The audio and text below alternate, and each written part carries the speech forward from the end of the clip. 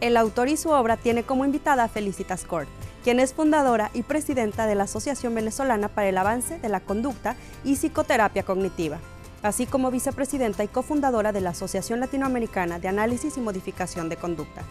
A lo largo de 4 décadas se ha enfocado en la psicología conductual, ha compartido sus conocimientos en diversos medios y es autora de los libros Psicología del Comportamiento Infantil, Psicoterapia de Grupo, Manual de Emociones, Psicoterapia Conductual y Cognitiva y Técnicas Terapéuticas Aplicadas a la Conducta. Acompáñenos en esta interesante charla entre José Nieto y Felicitas Cort sobre la salud mental aquí en El Autor y su Obra. Felicitas, muchas gracias por venir a nuestro programa. Gracias por invitarme, José. Antes de empezar las preguntas, ¿cuántos libros has publicado sobre psicología? 5, José, 5 libros. Sí. El primer libro se llama Técnicas Terapéuticas Aplicadas a la Conducta y fue el primer libro en español de mi especialidad, que es Psicoterapia Conductual y Cognitiva. ¿Cuántos años llevas en la carrera? Muchísimo, más de 20, la verdad, y me apasiona cada vez más, es fabuloso. Vamos a empezar con la primera pregunta. ¿Qué es la psicoterapia basada en la evidencia empírica? Mira, José, hoy se llama psicoterapia basada en la evidencia empírica, pero realmente es lo que se llama psicoterapia conductual y cognitiva. Y cuando tú te metes en el mundo de la psicología, y por cierto, muchísimas gracias porque es primera vez que tienes un programa con psicólogos, así que me siento honrada. Hay más de 400 psicoterapias, ¿sabes? Y tú las puedes ubicar en distintas escuelas. Hay una escuela psicoanalítica que todos conocemos, hay la escuela humanista que tiene que ver con lo que eran las terapias de grupo, grupos de encuentro, hay la psicología transpersonal, pero también está esta modalidad que es muy reconocida en países anglosajónicos.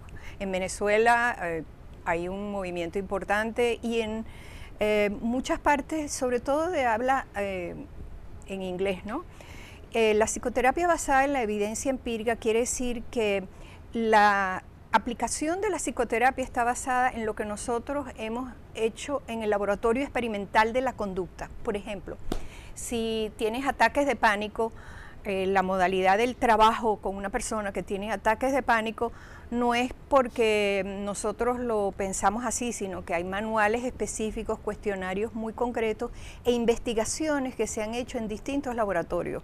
Por ejemplo, para decirte, aquí en la costa este hay estudios sobre las preocupaciones, solo un laboratorio dedicado a las preocupaciones, o un laboratorio dedicado en Filadelfia, por ejemplo, a los traumas, al trauma.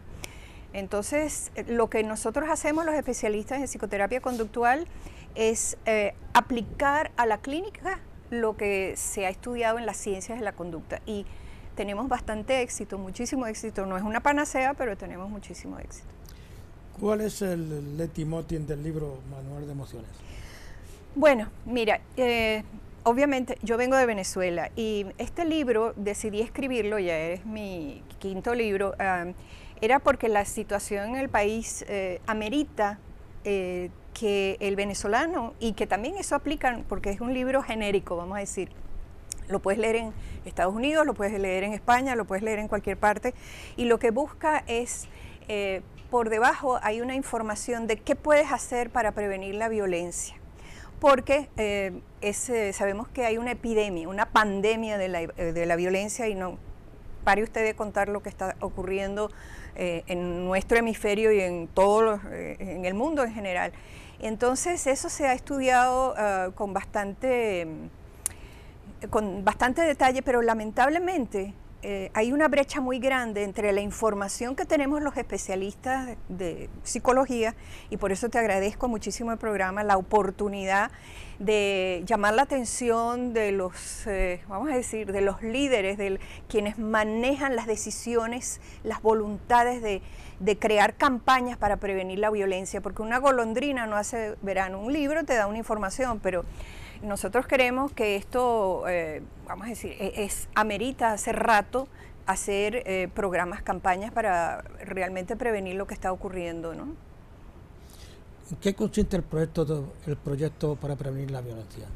Bueno, nosotros en Venezuela tuvimos, digo nosotros, la Asociación Venezolana para el Avance de la Ciencia del Comportamiento, que es una organización sin fines de lucro que he extrapolado aquí a Nueva York. Incluso en las Naciones Unidas hay un grupo de sección de salud mental y medios donde yo estoy participando como voluntaria, obviamente, por ahora. Pero lo que nosotros estamos, este proyecto de tregua para los venezolanos fue un proyecto muy completo que no da tiempo para explicarlo acá, pero incluía 80 talleres, 80 talleres y 4 video spots, TV spots, spots de televisión, pequeñas viñetas de televisión que me costó mucho conseguir pues que lo hicieran, porque en psicología generalmente no se pensaba hacer viñetas sobre estas cosas. Pero ¿qué cosas son? Relajación, cómo te comunicas, cómo haces para prestar atención a la ira, porque lamentablemente quienes están allí no saben las características de un episodio de ira. Y nosotros sabemos que la ira tú la puedes medir igual que la fiebre, tú puedes detectar qué está ocurriendo en términos de grados, es como un continuum. Y entonces nosotros podemos hacer prevención y de eso se trata. Te agradezco mucho esa oportunidad de darle información. Esto, por ejemplo, este folleto nosotros lo distribuimos en el Metro de Venezuela, pero lo presenté en un congreso internacional y nuestros colegas estaban fascinados. Digo, gente de Dinamarca y que explica para incluso personas que no saben leer, porque tiene imágenes muy sencillas, dice cómo te comunicas, qué es comunicación en palabras muy sencillas, qué es, cómo le prestas atención a la ira y qué haces para relajarte, porque claro, si tú estás sereno, no vas a caer o serena, no vas a caer en la trampa de quien quiere agredirte. Entonces es todo, lamentablemente, pues aquí no podemos desarrollar todo esto, pero sí tuvo mucho impacto y estoy muy contenta con los resultados, la verdad. Vamos a ir a la primera pregunta. ¿Conducta responsable, conducta irresponsable? Excelente tu pregunta. Una conducta, lamentablemente hay una irresponsabilidad importante, yo diría, esto es de nuevo genérico, porque he estudiado muy de cerca también lo que está ocurriendo acá, y irresponsabilidad es no darle consecuencias a las conductas que son como en los colegios, que cuando están llamando las bravuconerías, lo que llaman bullying, ¿no? Por ejemplo, esos son los inicios desde allí hasta los homicidios y los suicidios.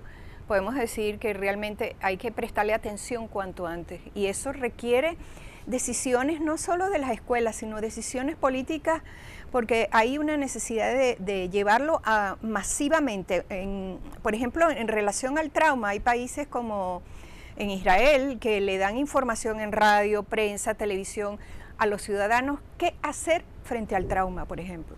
Entonces, si tú sabes qué hacer frente a la violencia, cómo abordar los ataques, las agresiones, incluso los pellizcos, las groserías, la palabra procase, si sabes qué se puede hacer, pues vas a prevenir, no tiene que llegar la escalada a los niveles que hemos llegado, ¿no? Sin contar, no me voy a meter con el área del desarme, pero eso no es el campo de la psicología, pero obviamente con tanta facilidad de comprar armas. Bueno, sí. ¿Cómo se cambia una conducta? Mira, la psicoterapia conductual y cognitiva se ocupa de cambiar el pensamiento. Tú puedes cambiar el pensamiento es conducta también.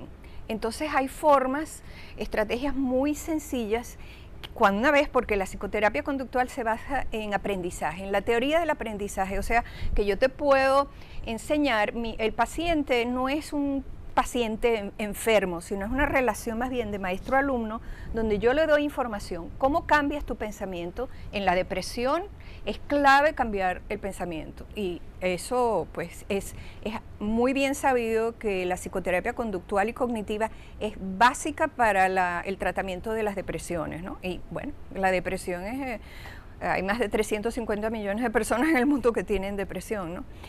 Puedes cambiar las emociones, puedes cambiar también las conductas, y todo eso requiere la disciplina, la responsabilidad de trabajar contigo misma. ¿Qué puedes hacer respecto a eso? Sí.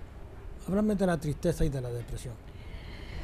Mira, muy buena tu pregunta, porque obviamente que cuando las primeras víctimas de la violencia que ya es una epidemia, como vengo diciendo, las primeras víctimas son los familiares.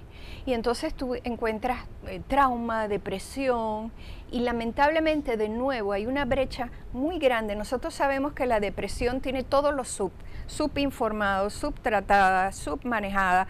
No hay, y entonces cuando una tristeza dura un poquito más, tiene un tiempo de duración un poco más larga, de unas cuantas semanas, es hora de que nosotros busquemos ayuda. Y no es tan complicado. Hoy en día sabemos que entre el 80 y 90% de las depresiones pueden salir adelante con el tratamiento adecuado. En principio, obviamente, pues recomiendo la psicoterapia conductual y cognitiva. Y cuando la depresión es más severa, la debemos combinar con psicofármacos, ¿no?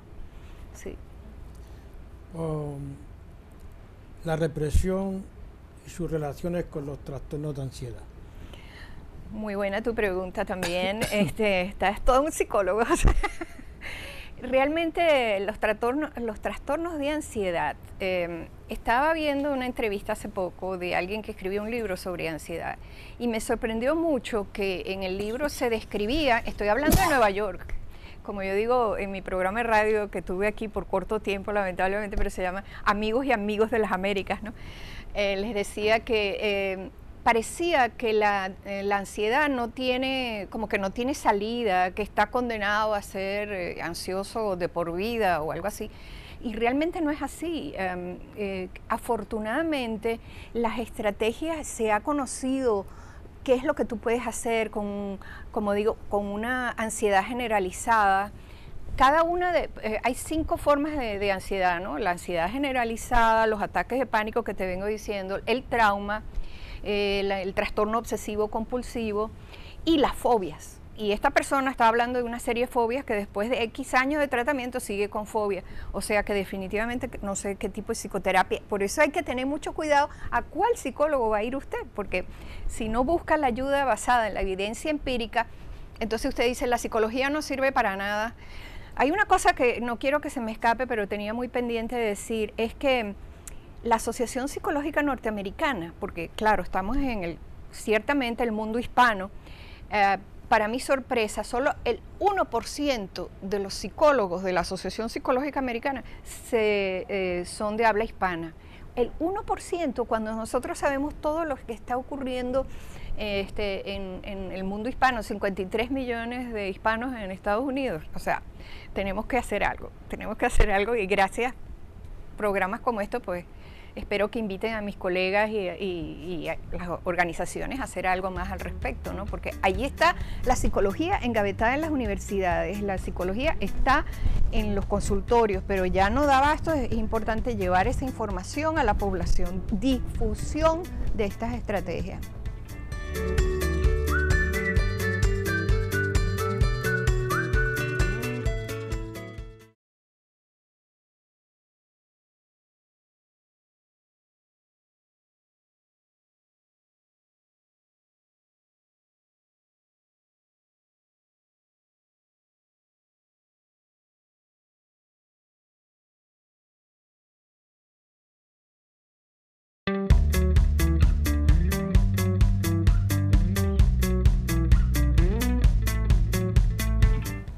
Brigitta, háblame de un tema muy actual, la violencia doméstica. Bueno, es lo que venimos hablando. Tiene que ver, fíjate, en la socialización del hombre. En la cultura latina el hombre es el macho, ¿verdad? Tiene que ser es el patriarcado, es el que domina, es el que tiene sumisa a la mujer. Y en la socialización de la mujer, eso, aunque ha ido cambiando, todavía sabemos que tenemos lo que se llama el techo de vidrio, el glass ceiling, donde la mujer todavía no tiene los niveles, aunque cada vez más, ¿no? Pero todavía no tiene esa fuerza, ese poder equivalente al del hombre. Entonces, en los grupos hispanos, latinos, que no podemos ponerlos todos en una cesta, no es lo mismo los puertorriqueños que los dominicanos, que tú sabes que generalmente se coloca a todos los latinos en una cesta y cada uno tiene, no es así, cada uno tiene sus idiosincrasias. Entonces realmente hay mucho de lo reciente que sea lo que te vas a referir, hay mucho interés en lo que es la brujería, lo que es el lado pues de la psicología transpersonal, llamamos, porque hay que respetar también el interés por otras modalidades del alma, de la psique, pero si están mal manejadas puede crear situaciones muy drásticas y muy violentas. Entonces, lamentablemente, la violencia doméstica, tanto aquí como en Venezuela, yo he visto, para mi sorpresa, pues es bastante extenso, ¿no? No tengo las cifras, a lo mejor tú sí las tienes, pero realmente, de nuevo, todo tiene que ver con la desinformación, porque tiene que ver con la comunicación en la pareja. Si la pareja no sabe comunicarse, no hay escuela para padres en muchos sitios, no hay escuela para comunicar, cómo llevarse. A veces, antes de convivir, es importante buscar cuáles son las compatibilidades, las incompatibilidades y la comunicación, que es lo que tiene. Por eso este folleto, cuando yo hablo de comunicación aquí, que si te comunicas, y eso está, nosotros teníamos, si sabes comunicarte, escuchar, hablar y comprender lo que le ocurre al otro, entonces no logras esa escalada. Pero si cada uno se mantiene, sobre todo el rol del hombre, pues de que él es el que él manda, él tiene trabaja con amenaza, coerción económica, coerción sexual, coerción con los hijos. Entonces ya estamos entrando realmente en lo que yo te digo, el espiral que no, tú sabes dónde empieza pero no sabes dónde termina, y termina en esos actos dramáticos. Pero tengo que hacerte la salvedad y quiero aprovechar mucho esta oportunidad. A mí me sorprende muchísimo que ponen en primera plana a todo color los homicidas. Tú sabes, en primera plana de distintos periódicos, no voy a poner nombres, pero yo leo acuciosamente la prensa latina, norteamericana, y me doy cuenta, y yo digo, estoy segura que mis colegas también se sienten tan impotentes como lo siento yo, porque tú estás haciendo un antihéroe. O sea, si una persona que no ha tenido nunca, pues ninguna, vamos a decir, anónima, y de repente comete un homicidio y sale en primera plana, ¿qué crees tú? ¿Cuál es el modelaje para los jóvenes que están viendo esto? Si nosotros sabemos que el 80% de la violencia tiene que ver con aprendizaje, apenas hay un 20% que tiene que ver con las hormonas, con trastornos craneales, entonces trastornos bioquímicos. El 80%, José, de la violencia es aprendida. Entonces, eso no lo saben o es que la violencia viaja bien, eso vende. ¿Ves? Venden telenovelas, pero no es lo único, venden videojuegos, venden canciones, vende sobre todo, bueno, en la prensa o en la televisión, como tú quieras, podemos revertirlo. ¿Cómo podrías interpretar la violencia en los muñequitos de la televisión, en los niños? Sí, habría que ponerle el chip, ¿sabes? Porque el que un niño vea, que tú veas un joven y fíjate que lo que pasó hace poco, que dispararon a un joven que cargaba un arma que era de mentira, un muchachito, un adolescente, un puber que tenía un arma, un fusil X, y lo dispararon, lo mataron, porque está en el juego de comprar esto, porque yo puedo, yo con eso soy héroe, jugando, matando en los muñequitos, matando en vida, vamos a decir, en vida de juegos. Entonces hay que tener mucho cuidado con lo que uno está haciendo, con el lenguaje. El lenguaje, por ahí se empieza, cuando líderes importantes se expresan en un lenguaje soez, procaz. ¿Qué crees tú? ¿Cuál es el modelo para los jóvenes que van a ver eso? Los niños que van a ver eso. ¿Cuál es esa generación que nos espera? Entonces, por ahí se aprende, ahí se comienza. ¿Cómo me puede analizar la conducta de la ira?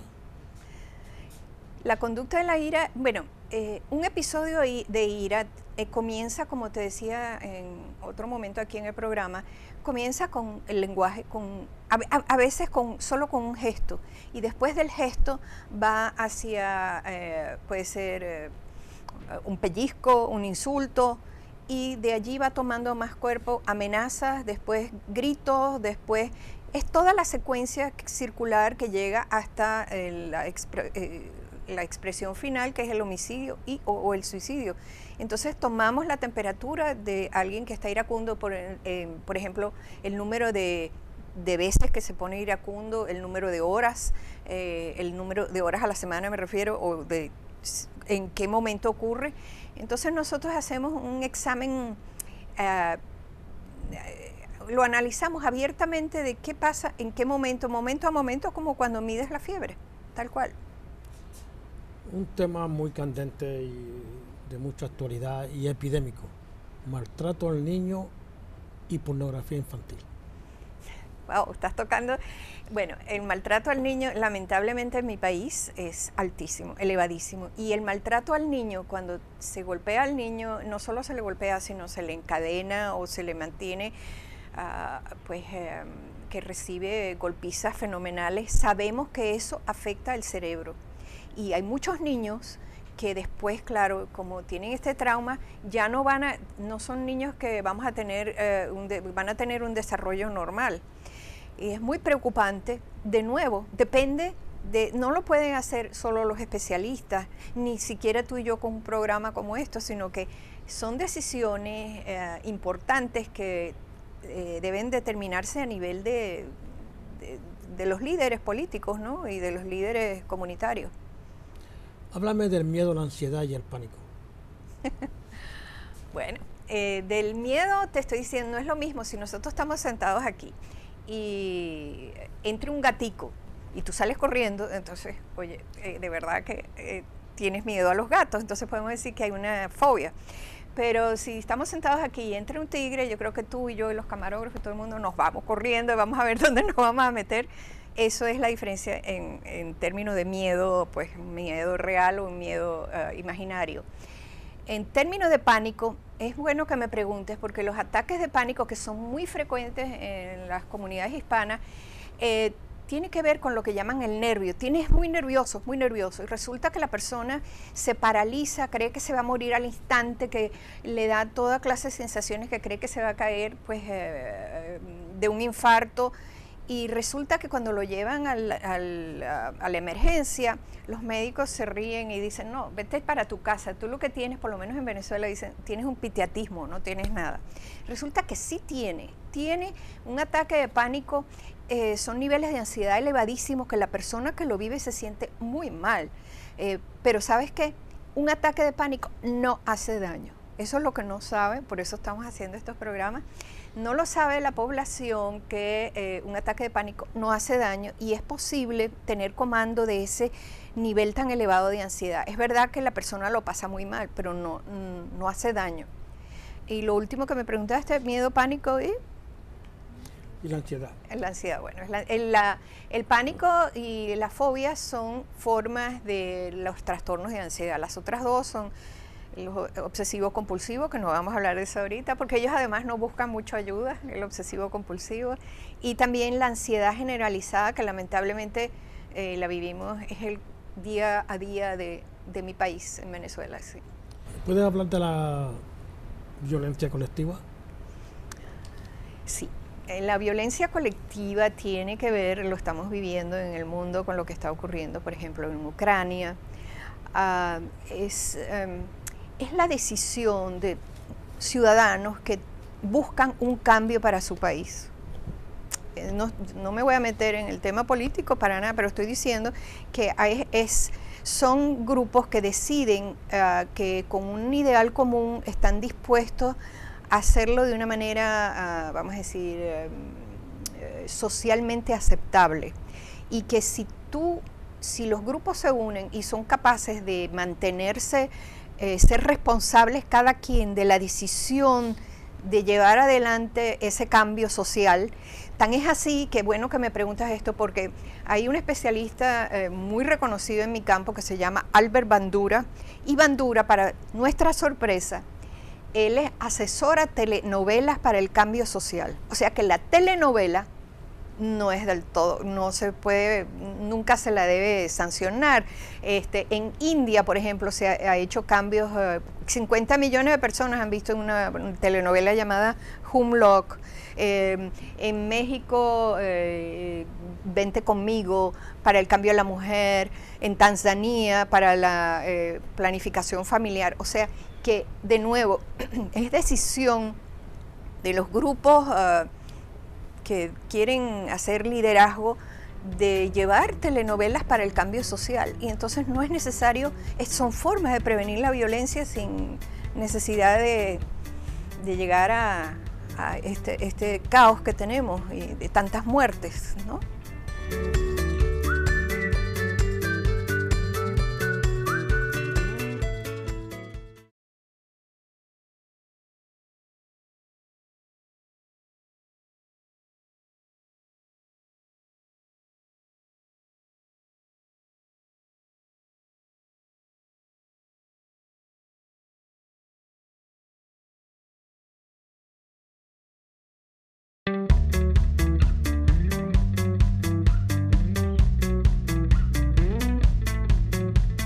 Vamos a hablar de un tema reciente, dos crímenes en los últimos 10 días en Nueva York de extrema crueldad.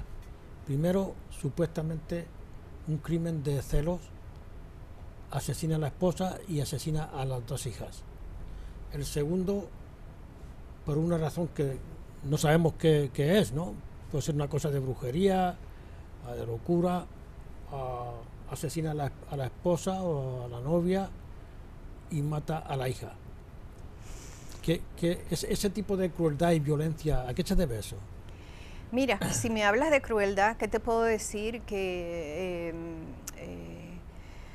es muy dramático que hay una niña que lo vio, que la niña sobrevive y vio la crueldad.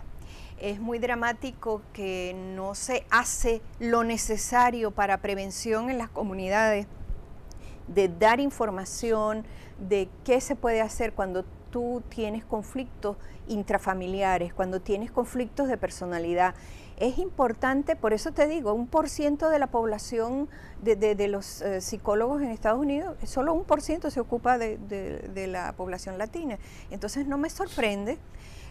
Y el ensañamiento, mira, hay películas, tú lo sabes.